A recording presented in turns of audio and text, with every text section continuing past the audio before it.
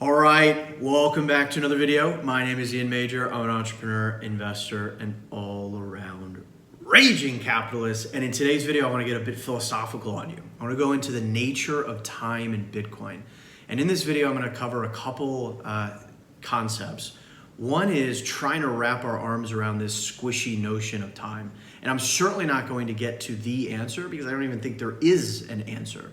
But I want to talk about time as this kind of most scarce of all resources and connect that to a measure of human prosperity. We'll then talk a little bit about the connection of time and money and therefore to Bitcoin. Bitcoin has its own concept of time even. And then finally, we'll talk about how good or bad money can either preserve or reject the preservation of time. So this should be a fun one. Buckle up and away we go.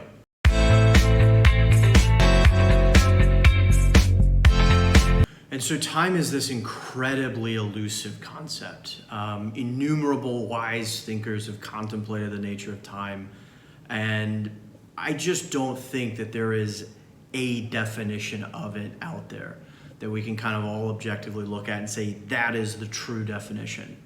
But we all have this intuitive sense of time, given how we live our lives in reality.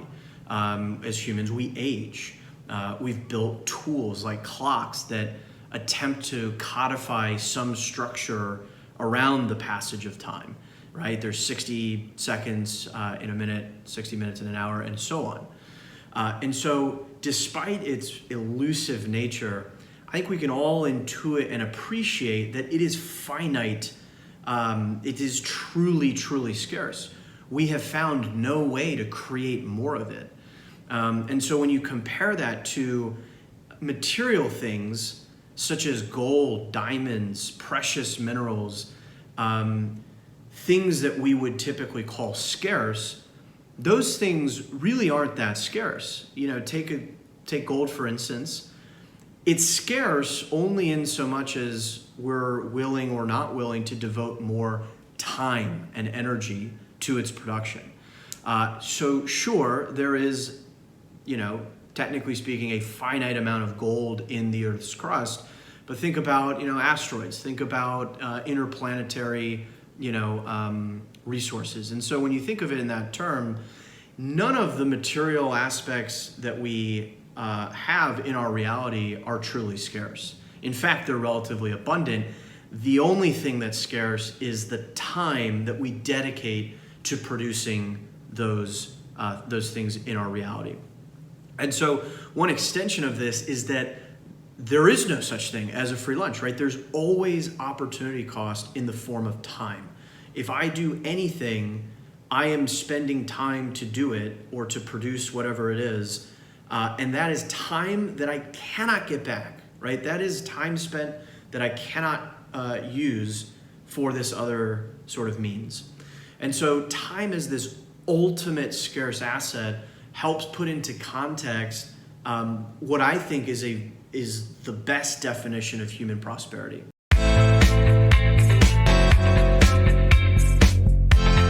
And I'm drawing on this excellent piece from Robert Breedlove, Bitcoin and the Tyranny of Time Scarcity.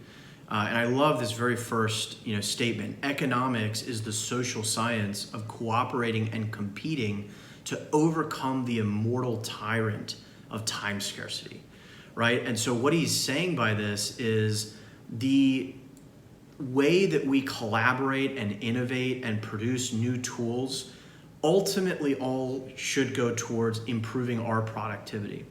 And so going back to an example I've used from the Bitcoin standard and I've used in other videos is imagine a world where you're fishing, right? You're fishing with your bare hands and you can fish and capture, let's say 8 fish a day, right? And that's working away in the hot sun, manually trying to grab these fish out of some body of water. And let's say that one day you say, look, there's gotta be a better way to do this. And so instead of spending all day capturing fish, you decide for the next couple days, you're gonna instead spend half your time building some contraption that allows you to catch fish at a faster rate. And that's a risk, by the way. You may be right now capturing an amount of fish that allows you to feed your family and maybe trade those fish for other items that you need for survival.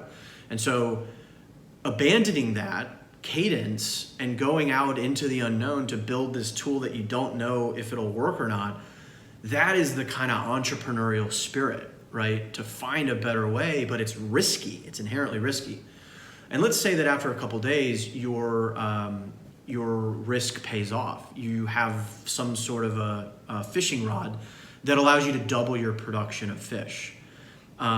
This is a really big deal because now you can capture as much fish as you were previously doing, but in half the time. So you have gotten time savings back, and now each unit of your time produces twice as many fish or twice as much output. And so we can extrapolate that to a complex economy by saying, a very good definition of human prosperity is how much stuff, how many goods, how many services can I get with a unit of my time? If I have to kind of manually gather firewood and build my house and cut the lumber and do the fishing and hunting and farming and gathering, if I have to kind of do all of these things manually, it takes an enormous amount of time. And we can think back to when humans were self-subsisting on kind of the land, right, themselves. But as humans started to trade, that enabled them to focus and specialize in certain crafts. And that specialization, in turn, enables them to become better at it and improve their productivity. And so going back to the fishing example, let's say that the fishing rod has unlocked a bunch of time that I can now spend building an even better tool, such as a boat. And that boat, in turn, improves my productivity, et cetera. And so this virtuous cycle is captured very well by this graphic, right, where we create better tools and technologies that enable improved productivity, which in turn, right, it's not just that we're producing more stuff for the sake of having more stuff. I think this is the critical delineation. It's not more stuff for the sake of the stuff. It is instead a better conversion rate on stuff in relation to time spent. And so you get time savings back. Those time savings you can then in turn invest in either enjoying your life or building even better tools and innovation that will allow you to then trade and exchange these tools with others who have done their own specialization within their own domains. And so this is how human prosperity inexorably evolves.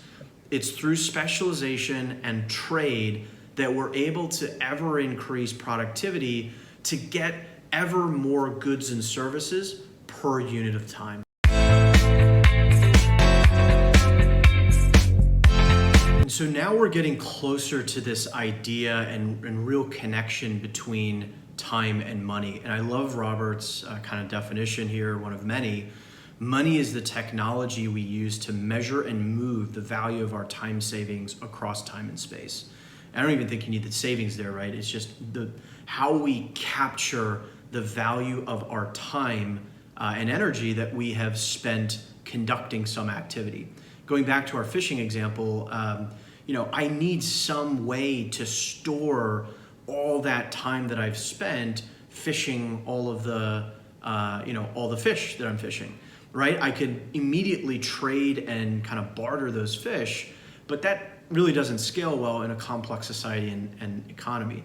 And so I need a way to store the value of the time I've invested into the goods that I'm producing, i.e. the fish, and the capital that I'm using, i.e. the tools, the fishing rod, the boat, that I'm using to produce that output. And so money is this emergent thing that serves that purpose. And we can extend that and now say, well, what characteristics of money would enable it to properly map against time.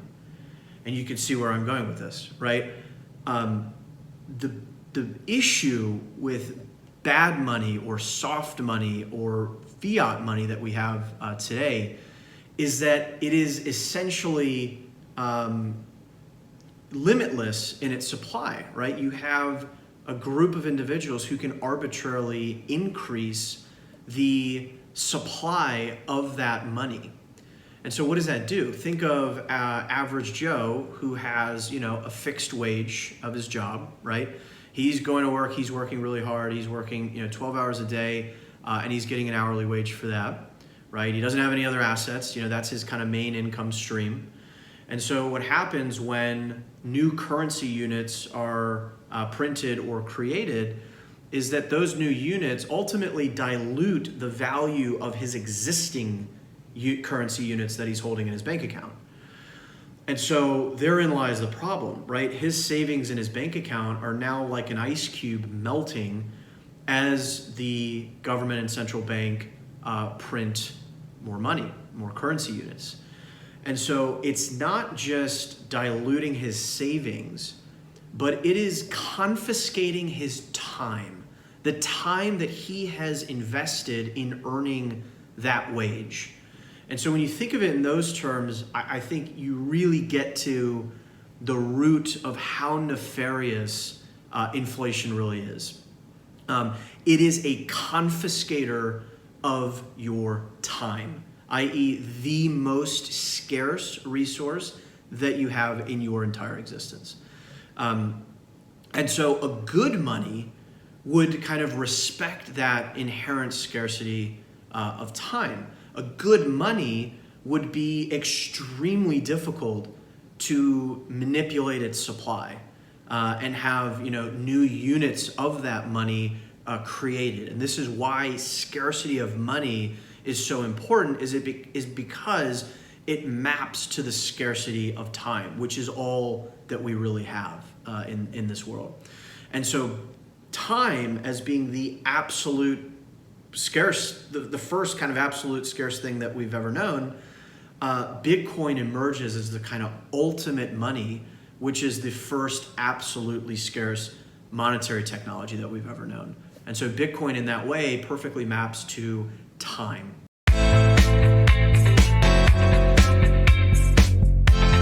But if I were to stop there, I really wouldn't even be doing it justice in terms of Bitcoin and its relation to time, because Bitcoin truly does have its own concept and definition of time, i.e. its block height, the number of blocks in the Bitcoin blockchain.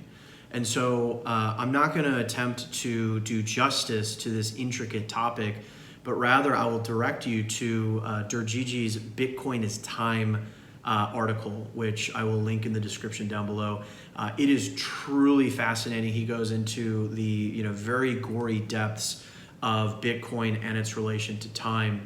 But what I want to do in this video, at least, is I'm just going to literally read you the conclusion of the piece. Please don't let you skip out on reading this, because it really, really is fascinating stuff. But I just think it's so good. So keeping track of things in the informational realm implies keeping track of a sequence of events, which in turn requires keeping track of time.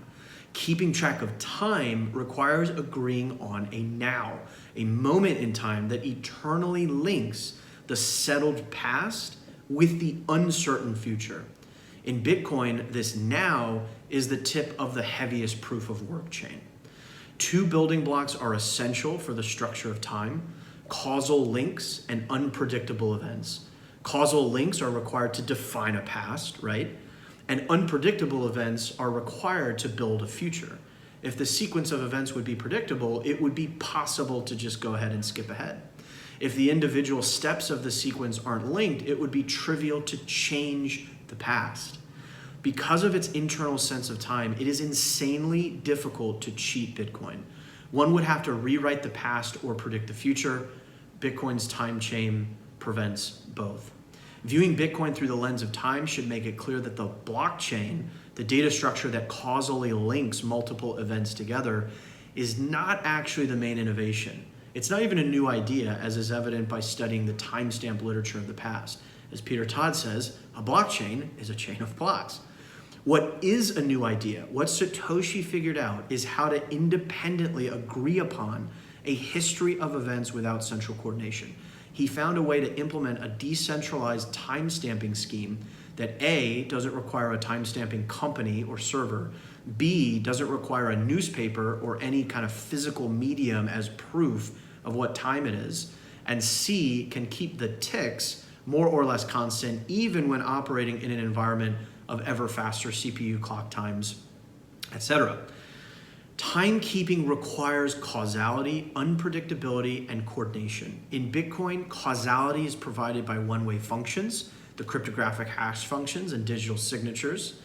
Unpredictability is provided by both the proof of work puzzle as well as the interaction with other peers, right? You can't know in advance what others are doing, and you can't know in advance what the solution to the proof of work puzzle will be. And then coordination is made possible by the difficulty adjustment, the secret sauce that links Bitcoin's time to ours, i.e., roughly every 2 weeks, the difficulty is adjusted to ensure that on average, a new block is added roughly every 10 minutes. Without this bridge between the physical and the informational realm, it would be impossible to agree on a time by relying on nothing but data. Bitcoin is time in more ways than one. Its units are stored time because they are money, and its network is time because it is a decentralized clock. The relentless beating of this clock is what gives rise to all the magical properties of Bitcoin.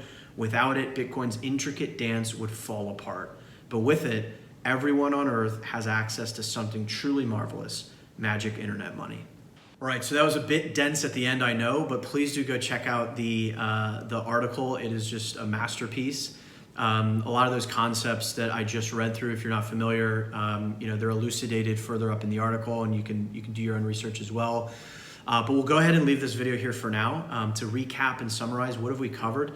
We went into the nature of time a bit in the sense that it is this most scarce resource. It is the thing that we ultimately trade or spend for everything else in our reality, right? It all comes back to time and our finite time that we have in this life, in this reality. We then talked a little bit about how that concept of time enables a better definition of human prosperity, right? I mean, GDP, all these macroeconomic indicators published by governments, they just want to pump the numbers up, and it's a shallow notion of prosperity at best. And so really the best definition is per unit of my time, how much goods and services am I able to acquire? That ultimately dictates the standard of living I'm able to achieve, and ultimately my prosperity. And from there, we really saw the connection of time and money. Money is essentially codified time that I can preserve across time and space and trade with other individuals in my reality. And from there, we saw how good and bad money either maps well or not well to time. And so this, fiat money that can be printed with the press of a key is horrible money that maps very poorly to time, because it's extremely easy to create new currency units of that money, which in turn dilutes the savings of existing participants in that monetary network. And it's not just like dilute, right? It is the confiscation of those individuals' time that they spent acquiring that money. And so that's really nefarious. And then we saw how Bitcoin, with its absolute scarcity, therefore perfectly maps to the absolute scarcity of time. And we went into a whole lot more depth on how Bitcoin has created its own kind of sense of time as well. And so again, we'll leave this here. I hope you found this interesting, thought-provoking. I hope this inspires you to go and do some further research. I'm fascinated by this whole kind of concept and web of concepts here. But we'll go ahead and leave that there for now. If you like this video, you already know what to do. Give it a like, subscribe, turn on notifications, more thought-provoking cosmic trips in the future, along with other practical how-tos and everything else Bitcoin related. And so until next time, it is a pleasure as always to be on this journey with you. Every sat counts, and I'll see you next time.